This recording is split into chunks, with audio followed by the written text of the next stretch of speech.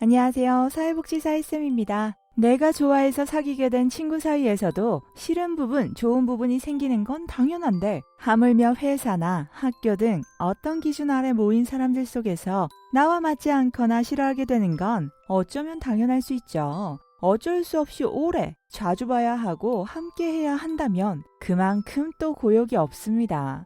그래서 오늘은 싫어하는 사람과 조금이라도 더 잘 지내보는 방법을 함께 이야기 나눠볼게요.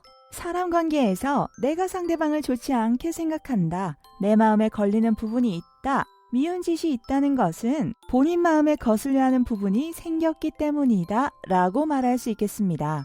결국 본인도 자꾸 인식되니까 더 힘들고 미워지는 거죠. 그리고 그런 불편한 감정을 느끼고 있다는 것을 그 대상인 상대방도 느끼고 있을 가능성이 높습니다. 서로의 불편함과 싫음이 배가 될 수 있는 상황인 거죠. 이런 상황을 조금이라도 풀어보고 싶을 때 제가 추천드리고 싶은 방법은 첫 번째, 음식을 노나 먹는다. 사람 사이에 무언가를 노나 먹을 수 있다는 건 꽤 관계가 필요한 일이죠. 아무리 좋아하는 음식이라도 싫어하는 사람이 주면 쉽게 흔쾌히 받는 사람은 드물어요.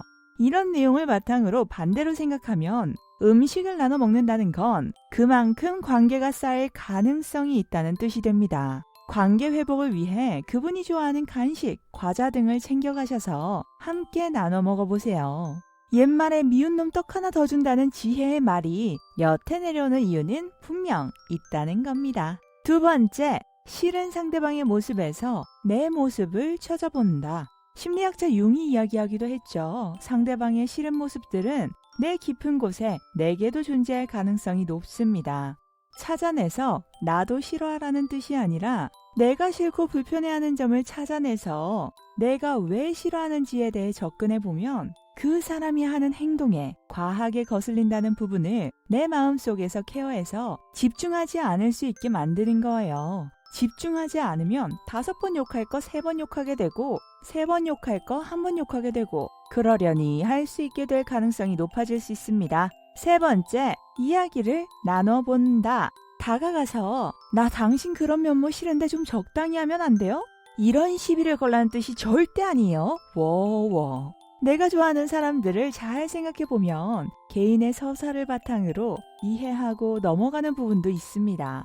예를 들어서 전화해서 용건만 말하고 끊는 사람이 너무 싫어요. 그런데 내 친구가 갑자기 전화해서 용건만 묻고 확 끊었어. 원래 이런 친구가 아닌데 많이 바빴나 보다 생각하는 경우도 있고, 그래도 좀 속상하고 짜증나는데 어떻게 나한테 이래? 라는 생각이 들 수도 있겠죠. 하지만 그 친구와는 다음이 있어요. 다음에 만나서 짜증났다고 이야기하거나 그때에 대해서 이야기를 함께 할 시간이 존재한다는 거죠.